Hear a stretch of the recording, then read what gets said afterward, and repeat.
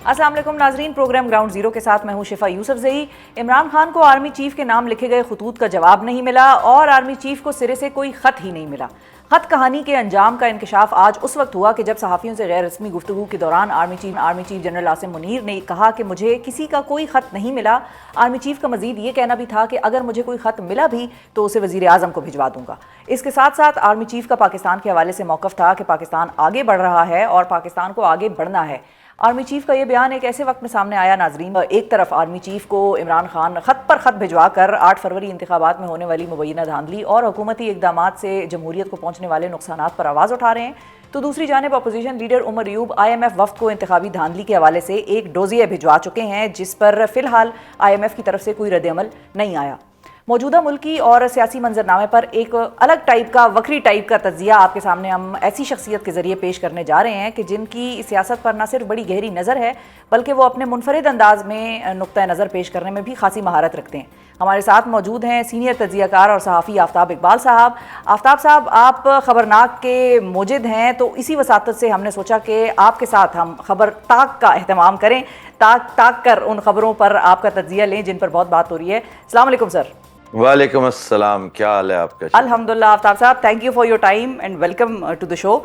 सबसे पहले तो आफ्ताब साहब ये बताइए कि आपकी दानिश में इमरान खान की जानिब से आर्मी चीफ को लिखे गए जो ख़त हैं, 2 तो लिख दिए गए हैं मुबैना तौर पर, दूसरी साइड से इनकार है, वो कहते हैं हमें कोई मौसूल नहीं हुई, ख़त व किताबत का कोई सिलसिला हम तक नहीं आया।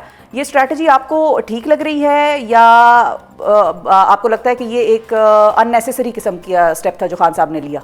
देखें, अननेसेसरी किस तरह हो सकती है? उसके ऊपर कोई कॉस्ट आ रही है क्या? कोई बिल आ रहा है? कोई 40 अरब रुपए की जैसे फायर वॉल है, उस तरह का कोई एक खर्चा है जो इस गरीब इकोनॉमी के ऊपर पड़ रहा है? वो अपनी फीलिंग्स जो है, अपनी फाइंडिंग्स वो लिख के भेज रहा है कि जनाब आप एक इंतहाई अहम पोजीशन पर फायज हैं इस वक्त और तारीख में ये दौर बड़ी शिद्दत से याद किया जाएगा। इसमें मैं भी अपने 2 सेंट्स डाल रहा हूँ। जरूर, अगर हो सके तो आप भी देख लीजिए कि इसको, अगर आपको महसूस होता है कि सवाल सारे गलत थे, जवाब क्या देते, तो मत दीजिए जवाब, से हिंग लगता है ना फटकड़ी, क्या प्रॉब्लम है आपको? फिर तो जो आर्मी चीफ साहब ने कहा कि अगर मौसूल हो भी जाता खत तो मैं वजीर आजम को भिजवा दूंगा, ये बात क्या बता रही है? क्या वो बिल्कुल इस मूड में नहीं है कि PTI को इंगेज करें? क्योंकि PTI दूसरी जानिब हमारे प्रोग्राम पे जुनेद अकबर साहब कुछ दिन पहले मौजूद थे, वो कहते हैं कि हमारे मुसलसल उनके साथ राब्ते जारी हैं और इस्टेब्लिशमेंट ने हमें ये ऑफ़र दी है कि 2 साल तक आप इस निज़ाम को चलने दें, 2 साल बाद हम इंतखाबात करा देंगे, फिलहाल इस सेटअप को डिसरप्ट ना करें। अब देखें ये अंदर की बातें जो हैं ये तो हमें मालूम नहीं है, और ख़ास तौर पर हम जैसे लोग जो बहुत दूर बैठे हैं लेकिन जब एक पैरेलल एक्टिविटी चल रही हो और पुरस्रार सी, तो कोई बात नहीं कि इनके आपस में मामलात चल रहे हों, दिखाने के कुछ हो, करने को कुछ हो। और बाकी जहाँ तक 2 साल तक इस सिस्टम को कुछ ना किया जाए, और वो तो कुछ भी नहीं कर रहा है, इमरान खान तो नहीं कह रहा कि मैं इस सिस्टम को डिसरप्ट कर रहा हूँ, डिसमेंटल कर रहा हूँ। सिस्टम है ही कोई नहीं, सिस्टम चल ही नहीं रहा, सिस्टम चल सकता नहीं है। आप खुद बताइए, इतनी बड़ी इकोनॉमी, इतना बड़ा मुल्क, 25 करोड़ आपकी आबादी है, और आप बाय फिट्स एंड स्टार्ट्स के साथ काम करेंगे? यानी एक बड़ा ठीक ठाक एक लिस्ट है आर्ज़ों की जो आपको लाहिक हैं, माशरे से शुरू करते हुए मईशत तक आए। इसके लिए ठीक ठाक सर्जरियां चाहिए, इसके लिए ठीक ठाक थेरेपीज चाहिए, एंटीबायोटिक्स के बड़े लंबे चौड़े कोर्सेज चाहिए। अच्छा। और आप कह रहे हैं नहीं जनाब 2 पैनाडोल दे दें और 2 साल गुजर जाएंगे, इस तरह तो नहीं होगा मामला। वो आफ्ताब साहब पैनाडोल की बात इसलिए कर रहे हैं क्योंकि वजीर आजम साहब ने 8 फरवरी को खासे शादियाने बजाए। अभी भी वो कहते हैं कि मुल्क बड़ी तरक्की कर रहा है, खुशहाली आ गई है मुल्क में, महंगाई कम हो गई है और अल्लाह खैर सल्ला, सब अच्छा है, ऑल इज वेल। वो तो मैंने गुजारिश कर दी है अपने व्लॉग्स में कि वो हेलुसिनेट करते हैं, उन्हें ये डिल्यूजन्स हैं, हेलुसिनेशन है। मैं तो एक स्टेप बहुत आगे जाता हूं इससे, ये हेलुसिनेशन होती है कि हालात बहुत बेहतर हैं, बहुत शानदार हैं। अयूब खान ने जो डेकेड ऑफ रिफॉर्म्स सेलिब्रेट किया था ना, और 1.5 माह बाद मामलात शुरू हो गए थे, उसने फिर कुछ डिलीवर किया था, फिर कुछ चीजें, कुछ इदारे कायम किए थे, حالات اس سے 2000 گنا بہتر تھے. اچھا تو پھر آفتاب صاحب ہلوسینیشنز کی جب آپ بات کرتے ہیں ڈیلوژن کی، تو ہلوسینیشنز کو پھر زیادہ عرصے تک ہلوسینیشنز رہتی نہیں ہیں، ان کو ختم ہونا ہوتا ہے. کب تک کی آپ ٹائم لائن ویسے دیکھ رہے ہیں؟ کچھ لوگوں کا یہ بھی ماننا ہے اور مجھے بھی ایسا لگتا ہے کہ عمران خان صاحب اس سال ان کی باہر آنے کا انتظام ہو جائے گا، یا وہ جو بھی ہے. کچھ لوگ کہہ رہے تھے بھائی شاید ٹرمپ کی کال آ جائے گی، مشاہد حسین صاحب یہ کہتے ہیں کہ ٹرمپ کی کال آئے گی ہی آئے گی، اور پریشر وہاں سے آئے گا. پی ایم ایل این کے اپنے ایک جو سینئر رہنما ہیں جاوید لطیف صاحب، وہ یہ کہتے ہیں کہ حکومت مذاکرات پہ بیٹھی ہی اس لیے تھی کہ حکومت پر بڑا دباؤ ہے، اور حکومت کو چاہیے کہ وہ یہ بتائیں کہ دباؤ کہاں سے آیا اور دباؤ کی ڈیمانڈ کیا ہے. آپ کی کیا ٹائم لائن ہے یہ ہلوسینیشن ختم ہونے کی؟ دیکھیں یہ پرابلم سالو نہیں ہوگا، سولوشن کی طرف نہیں جائے گی بات. اچھا، یہ ایلیمینیشن آف دا پرابلم کی طرف جائے گی بات.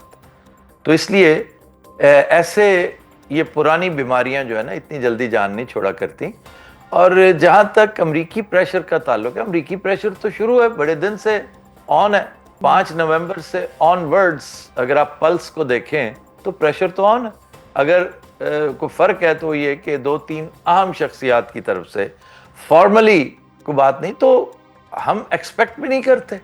کس نے کہا ہے کہ ٹرمپ جناب، یہ مشاہد حسین صاحب کی جو ہے نا ایک ان کا حسن طلب ہو سکتا ہے، انہوں نے پہلے بھی ایک دفعہ اس سے ملتی جلتی بات کی تھی. اور چونکہ وہ سسٹم کو سمجھتے ہیں اور سسٹم کو تاریخ کے تناظر میں سمجھتے ہیں، انہوں نے ایک دفعہ بات کی تھی، اگر آپ کو یاد ہو، کہ کوئی نہیں، سارے معاملات ٹھیک ہو جائیں گے، آپ فکر نہ کریں. یہ بات آج سے غالباً 25 سال ادھر کی ہے کہ میڈلین البرائٹ کا فون آئے گا اور سارے معاملات ٹھیک ہو جائیں گے. یعنی سیکرٹری آف اسٹیٹ جب کچھ کہیں گی تو وہ تو پاکستان کی بھی بگ باس ہیں. اچھا تو پھر آفتاب صاحب یہ سسٹین کر لے گا پریشر؟ یہ اگر پراپرلی فارملی وہاں سے پریشر آئے تو پاکستان کی گورنمنٹ سسٹین کر لے گی؟ ڈونلڈ لو کا پریشر تو سسٹین ہوا نہیں، ٹرمپ کا کدھر سے کریں گے؟ کس کی بات کر رہے ہیں آپ؟ اور وہ چھوٹا سا کلارک تھا، ایک چھوٹا سا کلارک، ایک بڑا معمولی سا، ایک پوری مشینری میں ایک سب سے چھوٹا کل پرزا، اس نے دہشت ڈال دی تھی اتنی. تو ظاہر ہے وہ اکیلا خود کچھ نہیں کر رہا تھا، لیکن اس کی اپنی دہشت ان کے اوپر بہت زیادہ تھی. بات یہ ہے کہ عمران خان اور اس کے ساتھی کسی فورن ایڈ پہ ڈیپینڈ نہیں کر رہے. وہ ایک حالات سازگار انہوں نے کرنے تھے کہ پوری دنیا میں ان کی بات ہونی شروع ہو جائے. اب دیکھیں جو ولسن لگاتار کیا کرتا چلا جا رہا ہے، اور کل تو اس نے حد سے تجاوز کر گیا ہے، باقاعدہ نام لے کر اس نے کہا ہے کہ تم جو کچھ کر رہے ہو. تو دھیرے دھیرے یہ واٹرز ٹیسٹ کرتے کرتے کرتے اس کا ٹمپریچر بڑھاتے ہیں سچویشن کا. یورپی یونین بھی یہی کچھ کر رہی ہے، یہاں پہ بڑے مسائل ہیں. تو ابھی تو دوسرا وفد آیا بیٹھا ہے پاکستان میں، وفد وہ آیا ہوا ہے جو عدلیہ سے مل رہا ہے، اور وہ کوشش یہ کر رہا ہے کہ یہ جان سکے کہ عدلیہ کر کیا رہی ہے.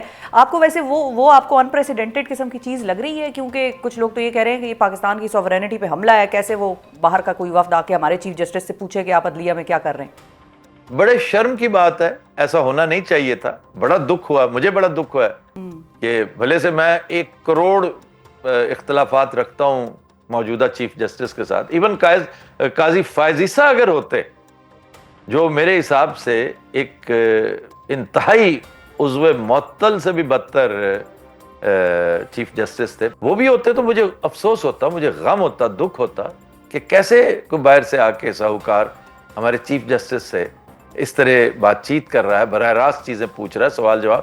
میں نے اپنے ویلاگ میں حالیہ ایک گفتگو میں یہ کہا ہے کہ جیسے ایک کوئی نالائق سا سکول ہوتا ہے جس کے ماسٹر بھی نالائق، ہیڈ ماسٹر بھی نالائق، اسٹوڈنٹس بھی نالائق، اور اس کی در و دیوار بھی انتہائی ناگفتہ بے صورتحال ہے، وہاں پر جب محکمہ تعلیم کی انسپیکشن ٹیم آ چکی ہو تو وہ دہشت اور خوف کا جو عالم ہوتا ہے وہ آج کل ہمارے ہاں ہے.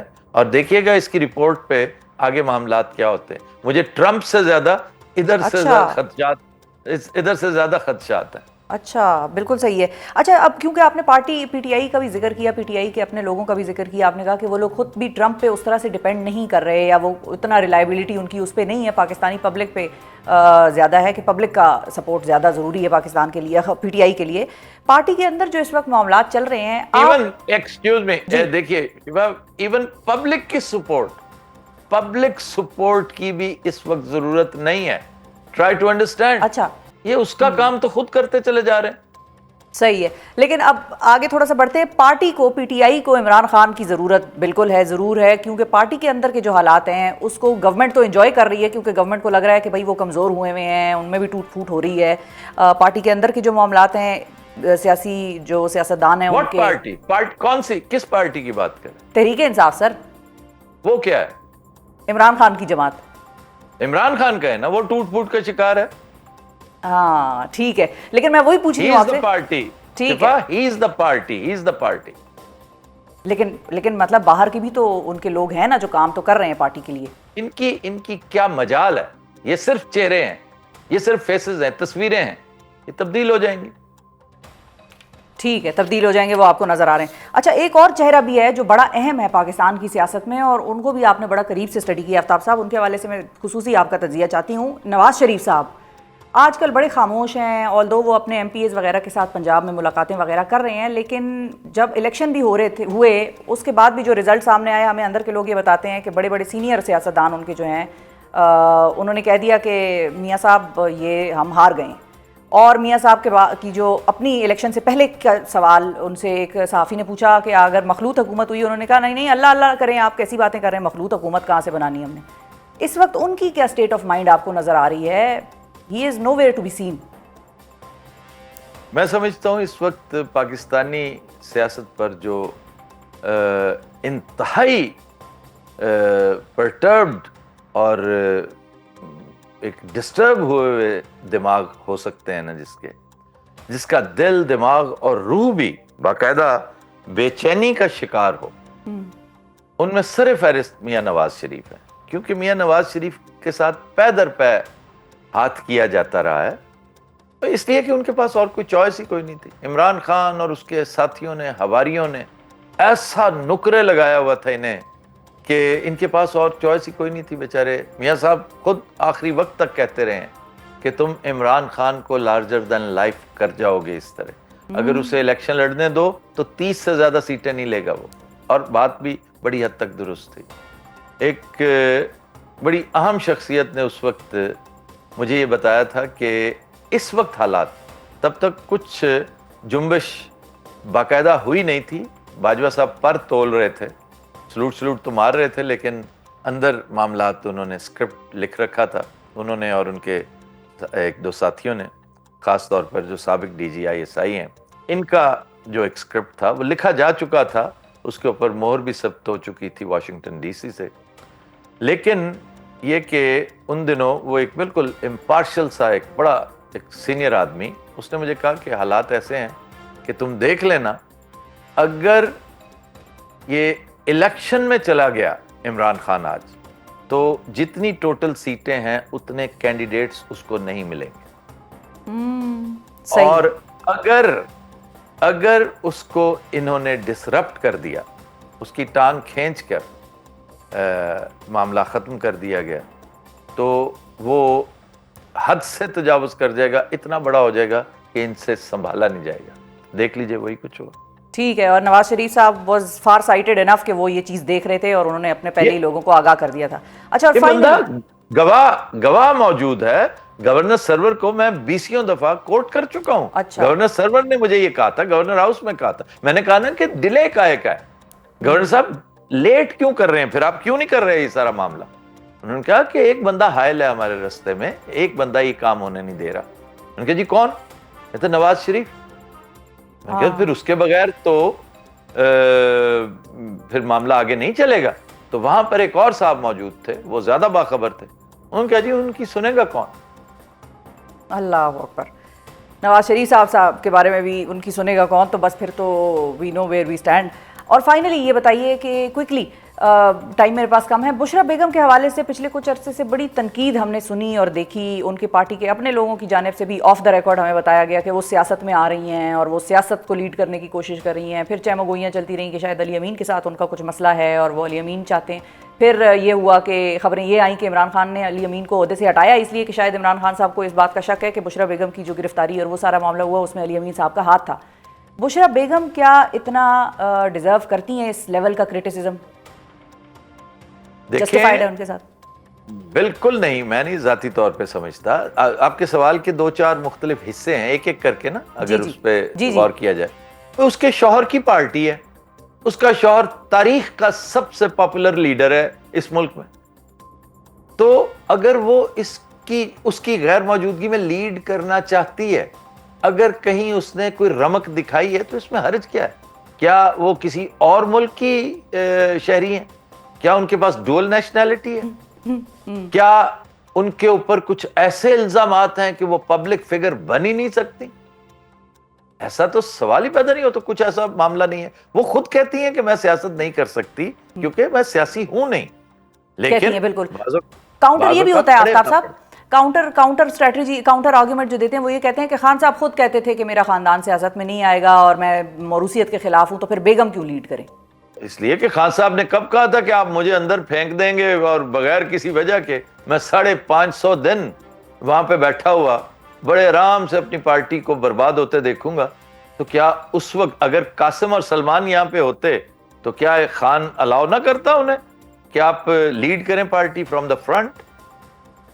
بالکل صحیح. حالات ڈیسپریٹ میجرز جو ہوتے ہیں نا وہ لینے پڑتے ہیں جب ڈیسپریٹ سچویشنز ہوتی ہیں. ڈیسپریٹ میجرز لینے پڑتے ہیں جب ڈیسپریٹ سچویشنز ہوتی ہیں. بہت شکریہ ادا کریں گے جناب آفتاب اقبال صاحب. ناظرین ہمارے ساتھ موجود تھے, بڑے پاکستان کی ٹی وی اسکرین پر آپ نے ان کو سنا, دیکھا, ان کا تجزیہ سنا, اور امید کرتے ہیں آپ کو پسند آیا ہوگا. مجھے جانا ہے ایک چھوٹے سے وقفے پہ. وقفے کے بعد جب واپس آئیں گے تو بات کریں گے پی ٹی آئی اور حکومت کے نمائندے سے, اور جانیں گے کہ اس وقت سچویشن سیاست کی پاکستان میں ہے کیا, ان کی نظر سے ان کو کیا نظر آ رہی ہے. ایک وقفے کے بعد stay with us. Welcome back ناظرین. عمران خان کے لکھے گئے خطوط موصول نہ ہونے کے حوالے سے آرمی کے رد عمل, پی ٹی آئی میں شیر افضل مروت کو پارٹی سے نکالے جانے پر دکھائی دینے والی تقسیم, اور آئی ایم ایف وفد کی چیف جسٹس کے ساتھ ملاقات پر بظاہر مطمئن نظر آنے والی حکومت کے تناظر میں بننے والے منظرنامے پر بات کرنے کے لیے پروگرام میں اس حصے میں ہم نے دعوت دی ہے وزیر اعظم کے کوارڈینیٹر برائے ٹریڈ اینڈ کامرس رہنما نون لیگ رانا احسان افضل صاحب, اور ہمارے دوسرے مہمان ہیں وزیر اعلیٰ خیبر پختونخوا کے ترجمان پی ٹی آئی کے رکن قومی اسمبلی شاہد خٹک صاحب. السلام علیکم جی, آپ دونوں کا بہت شکریہ. شاہد صاحب, اب آپ لوگوں کے حوالے سے آج کی ڈیولپمنٹ پہلی ہوئی ہے تو اس پہ میں آپ کی طرف پہلے آؤں گی کہ آپ لوگوں نے خطوط لکھے آرمی چیف کو, اور وہاں سے یہ جواب آیا کہ ہمیں تو موصول نہیں ہوئے, اور اگر موصول ہوگا بھی تو میں وزیر اعظم کو یعنی کہ انہی کی ٹیم کو میں واپس بھیج دوں گا. تو اس کے اوپر اب مجھے وہ پنجابی کا وہ ایک چھوٹا سا جملہ ہے وہ یاد آ رہا ہے کہ ہونا آرام ہے. بسم اللہ الرحمن الرحیم. آپ ایسا کریں کہ آپ ایک ٹویٹ کریں, ویسے ایک ٹویٹ کر دیں, مطلب اس میں کوئی ایسی چیز لکھتے اداروں کے خلاف. 5 منٹ میں اگر آپ کے پاس ٹیمیں نہ پہنچی تو میرا نام شاید خٹک نہیں ہوگا. اوپن خطوط ہے, ایسا نہیں کہ کاغذ کے اوپر یہ ہم نے کوئی چٹھی, وہ جیسے چٹھیاں پہلے لوگ بیچتے تھے, اوپن خط ہے. لکھا کیا گیا ہے اس خط میں؟ یہ لکھا گیا ہے کہ جی تحریک انصاف عمران خان صاحب چاہتے ہیں کہ فوج اور عوام کے بیچ جو خلیج بڑھ رہی ہے, ہم نہیں چاہتے کہ فوج اور عوام کے بیچ یہ خلیج اتنی بڑھ جائے کہ کل کو دوبارہ اس چیز کو کنٹرول کرنا مشکل ہو جائے. دیکھیں ایک چیز بڑی واضح ہے, عمران خان صاحب انشاءاللہ پرائم منسٹر بنیں گے, اسی فوج کے ساتھ کام کریں گے. وہ بھی فوج کے ساتھ عمران خان صاحب کا بڑا ہی فوج کے حوالے سے واضح موقف رہا ہے کہ جی ایک مضبوط فوج جو ہے یہ اس ملک کی ضرورت ہے. جو ہماری جغرافی پوزیشن ہے اس کو دیکھتے ہوئے آپ کی فوج ایک مضبوط ادارہ ہونا چاہیے.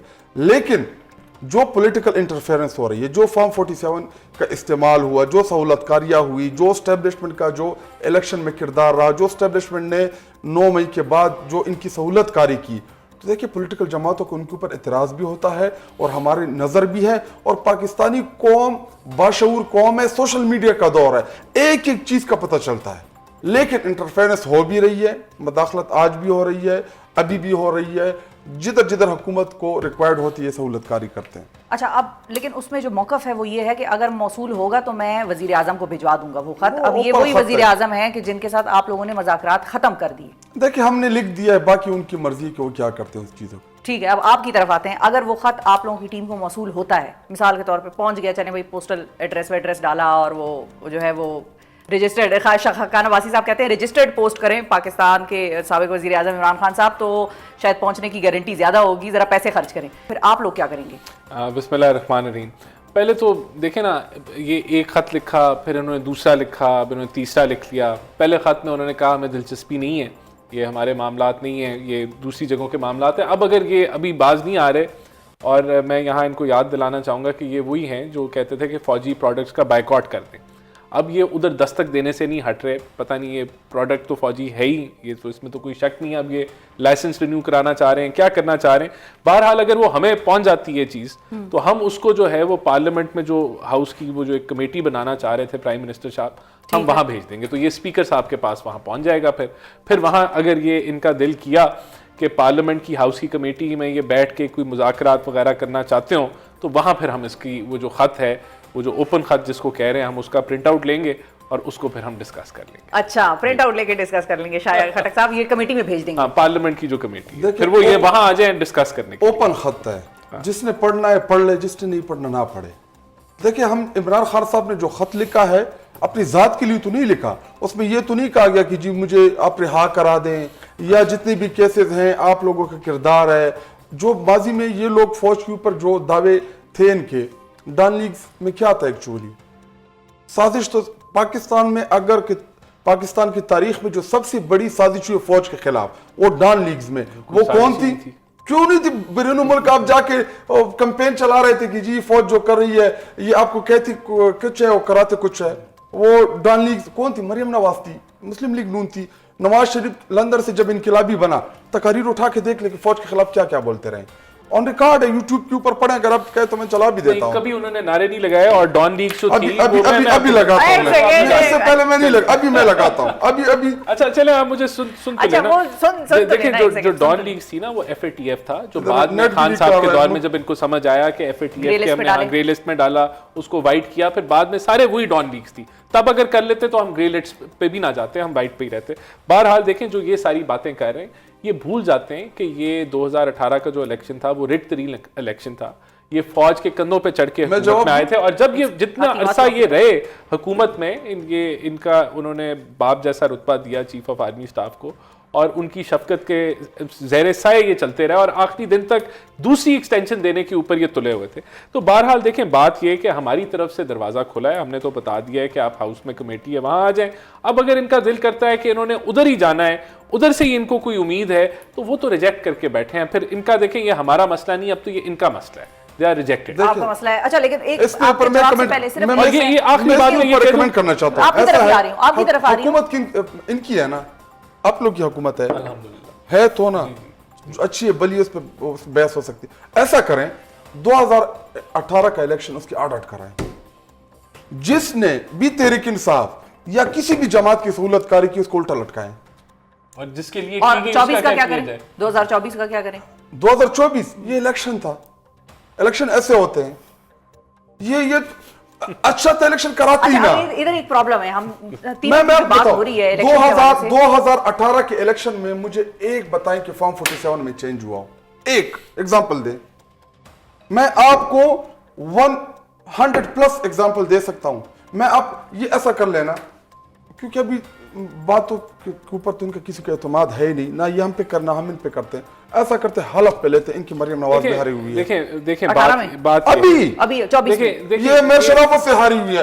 اب میں نہیں کہہ رہا, آپ ایسا کریں, رات 2 بجے میڈیا کی رپورٹس اٹھا کے دیکھ لے, جو آپ الیکشن رپورٹ کر رہے تھے, یا جو 2018 کی بات ہے نا, 2018 کی, 2018 میں وہ جیتے تھے تو آپ کہتے تھے دھاندلی ہوئی ہے کیونکہ آپ ہارے تھے. اب 2024 میں وہ ہارے ہیں, آپ جیتے ہیں تو وہ کہتے ہیں کہ دھاندلی ہوئی ہے. 2018 میں اگر ہمیں کسی نے ہماری سہولت کاری کرنی ہوتی, 32 ایسی سیٹ تھی جو 500 سے کم لیڈ کی ہماری لیے تھے. کون سا سال چل رہا ہے؟ 2025 چل رہا ہے. یہ 2026 میں بھی یہی باتیں کر رہے ہوں گے, یہ ان کی سوئی وہیں اٹکی ہوئی ہے. 2027 آئے گا تب بھی یہی باتیں کر رہے ہوں گے, 2028 میں بھی یہی باتیں کر رہے ہوں گے.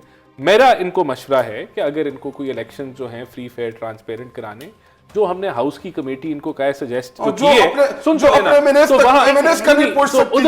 ادھر جا کے ادھر آ کے اگلے الیکشن ریفارمز کے لیے آپ اس اگلے الیکشن ریفارمز کے لیے بیٹھ جائیں. یہ جو آپ کی جتنا یہ جو یو این کرائے یہ چلتا رہے گا. دیکھیں اس کا سولوشن ہمارے پاس نہیں ہے, آپ نے عدالتوں سے لینا ہے, آپ نے وہ کرنا ہے. باقی آپ جو ابڈکٹ کیا تھا وہ کمیٹی اس لیے بنی تھی. آج بھی اسپیکر نے اس کے فائنڈنگ نہیں کی, کس نے اٹھایا. او بھئی ہم نے تو کمیٹی آپ نے بنائی تھی 2018 میں الیکشنز کی کو دیکھنے کے لیے، آپ نے ایک میٹنگ چلائی تھی، اس کے بعد آپ سو گئے تھے، آپ نے جو کمیٹی خود جو کمیٹی 2018 کی بنائی تھی وہ ایک دن نہیں چلی. اس کمیٹی کی بنیادی کام یہ تھا کہ جو ہمارے 13-14 MNS کو دن دہاڑے پارلیمنٹ سے اٹھایا گیا تھا، جو پاکستان کی تاریخ کا سب سے سیاہ ترین، اگر میڈیا کو میڈیا چینل کی شیشے کے توڑنے کے اوپر اعتراض ہے، اداروں کو اپنے گیٹ کے سامنے پروٹیسٹ کے اوپر اعتراض ہے، تو میرا پارلیمان جو 24 کروڑ عوام کو ریپرزینٹ کرتا ہے اس کے ممبران کو کیسے اٹھا سکتے ہیں دن دہاڑے وہاں سے؟ کمیٹی اس لیے بنی تھی، آج تک ہمیں نہیں پتہ چلا کہ اٹھانے والے کون تھے. بیسیکلی پھر بات یہ رانا صاحب کہ ان کا کمیٹیز پہ اعتماد نہیں ہے، اور جو مجھے اس ساری کانورسیشن سے سمجھ آ رہی ہے وہ یہ کہہ رہے ہیں کہ نہ آپ کو ان پر اعتماد ہے نہ ان کو آپ پر اعتماد ہے. بیٹھنے کے لیے ٹرسٹ کا تھوڑا بہت ہونا ضروری ہے ساتھ بیٹھنے کے لیے. اب وہ ہمیں اس چیز کو خوش آئند کہنا پڑے گا کہ بھئی مذاکرات کے لیے آپ دونوں جماعتیں ساتھ تو بیٹھ گئی تھیں لیکن ان سے کچھ نکلا نہیں. اس کا فیلئر اور دوبارہ کا یہ امکان کہ کیا دوبارہ آپ لوگ ساتھ بیٹھ سکتے ہیں، کتنے % چانسز آپ کو نظر آتے ہیں؟ ہم نے تو آفر کر دیا نا، ہمارا تو یہ خیال ہے کہ آپ آ جائیں ہاؤس کی کمیٹی پہ، وہاں بیٹھ جائیں. اب ان کا دیکھیں اس کا رد عمل آیا کہ انہوں نے ریجیکٹ کر دیا، پھر اس کا رد عمل آیا کہ انہوں نے، وہ یہ کہتے ہیں آپ لوگوں نے جوڈیشل کمیشن نہیں بنایا. ہاں دیکھیں اس طرح تو نہیں ہوتی نا نیگوسیشنز کہ آپ کہیں کہ ہماری جو مانگیں ہیں وہ آپ پوری کر دیں تو پھر ہم بیٹھیں گے. 2 مانگیں تھی نا، ایک آدھی بھی نہیں پوری ہو سکتی. نہیں دیکھیں وہ بیٹھتے تو ہم اس کے اوپر بات چیت آگے کرتے نا، کوئی رستہ نکلتا. تو دیکھیں ابھی بھی یہ بحث جو ہے یہ لا حاصل ہے. انہوں نے یہ سارا کچھ سیکھ کے چکر، یہ امریکہ کا چکر کاٹ کے آئے. وہاں انہوں نے بڑی کوشش کی کہ امریکہ مداخلت کرے، ان کو کوئی کامیابی نہیں ہوئی. آکسفورڈ کا الیکشن لڑا وہاں کوئی، اور یہ کسی جماعت نے نہیں پہلے کیا جس طریقے سے انہوں نے دنیا بھر میں لابنگ کی. ابھی یہ IMF کو ڈوسیت دینا چاہتے ہیں، یہ وہ بھی کر کے دیکھ لیں. انہوں نے بھیج دیا. تو یہ جو ملک مخالف جو ان کا ایجنڈا ہے، جہاں یہ کوشش کریں گے کہ ملک کے مفادات ہرٹ ہوں، وہ یہ کر رہے ہیں، تو ان کو کچھ نہیں مل رہا. اس کے بعد 26 نومبر کو ان کی سیاسی، پاکستان کی سیاسی طریقہ وائلنٹ ترین پروٹیسٹ انہوں نے کر دیا. 40 گاڑیاں جلا دیں، 150 پولیس والوں کو زخمی کر دیا. پولیس والے اور رینجر شہید ہوئے، ان کے بندے شہید ہوئے. یعنی کہ وہ سب کچھ کرنے کے باوجود یہ پھر مذاکراتی ٹیبل پہ آئے، اور وہاں بھی جو ہے جب سزا ہوگی تو اٹھ کے باہر نکل گئے. تو یہ ان کا فیصلہ ہے. دیکھیں ہم تو آفر کر سکتے ہیں نا، اب ہم ان کے پیچھے پیچھے تو نہیں جائیں گے. ہم نے ان کو کہہ دیا ہاؤس میں آ جائیں، وہاں بات چیت کر لیں. باقی اب ان کو کوئی اور شوق تھا، وہ 8 فروری کو انہوں نے یوم سیاہ جو ہے وہ انہوں نے منایا. اور میں تو شکریہ ادا کروں گا جتنے بھی PTI کے ورکرز اور سپورٹرز ہیں کہ کوئی بھی باہر نہیں نکلا، کیونکہ ان کو تھا کہ ہم نے کہا کہ باہر نہ نکلے. سوابی میں بھی تھوڑے بہت نکلے، یعنی کہ ایک پورے KPK کا تھا. بہرحال پاکستان میں تو وہ ہمیں اور کہیں نہیں نظر آئے یوم سیاہ مناتے ہوئے. تو اب یہ فیصلہ انہوں نے کرنا ہے کہ انہوں نے کیا آگے کرنا ہے اور کیسے. اگر آپ کا فیصلہ ہے کہ اب آپ نے کیا کرنا ہے، انہوں نے ہماری طرف سے تو آفر ہے. لندن پلان کرنے والے کون؟ یہ لوگ بیرونی دنیا میں. ابھی دیکھیں میں رانا صاحب میں نہیں بول رہا. اچھا ٹھیک ہے آپ بتائیں اب آپ. بیرونی دنیا میں CV پرانے والے ان کی لیڈرز، انہوں نے بیرونی سازش میں، اور یہ آج کہتے ہیں امریکہ کی صاحب مداخلت کے ذریعے، ایک سازش کے ذریعے تو آپ نے عمران خان صاحب کے اقتدار سے بے دخل کیا. چلے وہ انٹرنیشنل اس پہ میں ڈسکس نہیں کرتا. انہوں نے کہا کہ جی ابھی ریسنٹلی جو ہمارا پروٹیسٹ تھا لوگوں نے ہمیں ریجیکٹ کیا.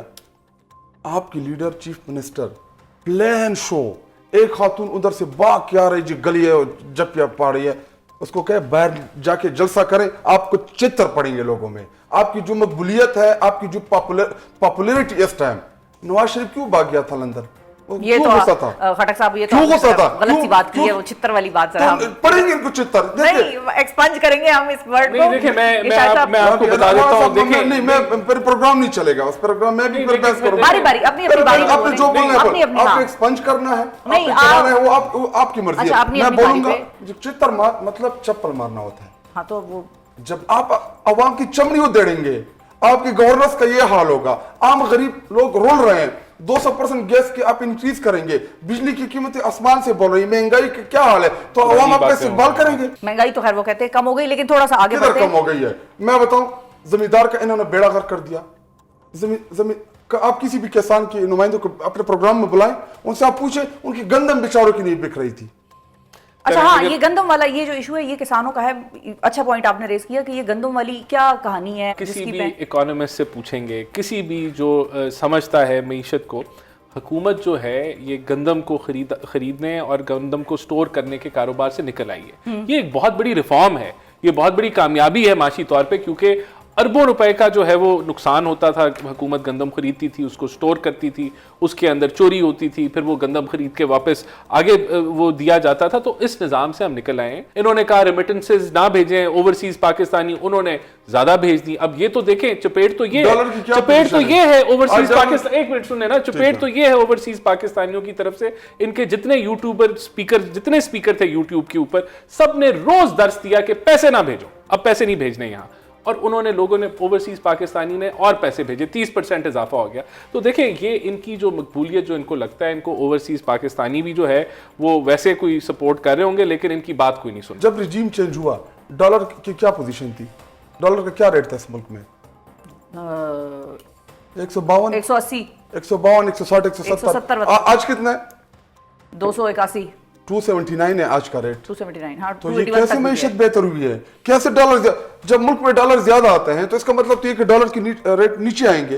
क्योंकि जब खान साहब IMF प्रोग्राम कर रहे थे और वो बात कर रहे थे 9 मई, बात कर रहे थे 9 मई, IMF जानते 9 महीना होता तो क्या करते आप लोग इस मुल्क में? देखिए, वो तो अगर 9 महीना होता तो ये अब बताते क्या आप? आपको अपने आप से पूछना चाहिए ना कि अगर हम 9 मई ना करते तो आपकी सियासत कई गुना बेहतर होती। अगर आप 26 नवंबर ना करते तो आपकी ये सियासत ना पहुंची होती। इलेक्शन चोरी किया, 9 मई कर दिया, जी महंगाई हो गई, जी 9 मई कर दिया, जी पाकिस्तान का बेड़ा गर्क हो गया, जी 9 मई कर दिया, जी जो भी आप आर्गुमेंट देते सिर्फ 9 मई के पीछे चुपते, बाकी दिखाने को कुछ भी नहीं है। बात ये है, ये तो और अभी जब हम कह रहे हैं कि इन चीजों की भी इन्वेस्टिगेशन करें। चलें, ठीक है, इन्वेस्टिगेशन, एक हीटेड डिबेट आज प्रोग्राम में नाजरीन हुई।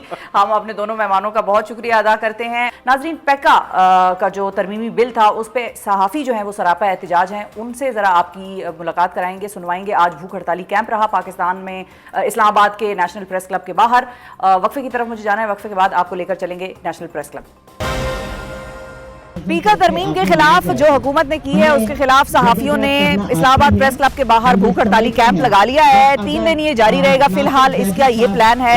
अंदर तकरीरें हो रही हैं, आप मेरे पीछे देख सकते हैं कि सहाफी जो है वो तकरीरें कर रहे हैं और यहाँ पर मुतालबात कर रहे हैं हुकूमत से। बुनियादी मुतालबा हुकूमत से नाजरीन सहाफियों का यही है कि इस तरमीम को आप रोल बैक करें। अब देखना ये कि हुकूमत कितना अंडर प्रेशर आती है। मुझे वैसे अब ज़ाती तौर पर ये नहीं लगता कि हुकूमत को कान पे कोई जू भी रेंग रही है इस सारी सिचुएशन से, उनको कोई फर्क नहीं पड़ता क्योंकि उनके हाथ में बहुत सारी चीजें हैं ही नहीं। तो अब देखते हैं कि ये तहरीक का इख्तिताम या अंजाम कहां पर जाता है और कैसा होता है। मजीद सहाफियों से भी हम यहाँ पर बात करेंगे और जानेंगे कि उनको क्या तवक्कुआत हैं इस तहरीक से और हुकूमत से। अस्सलाम वालेकुम अतर साहब। जी वालेकुम सलाम। आपको क्या लगता है कोई इम्पैक्ट होगा इसका?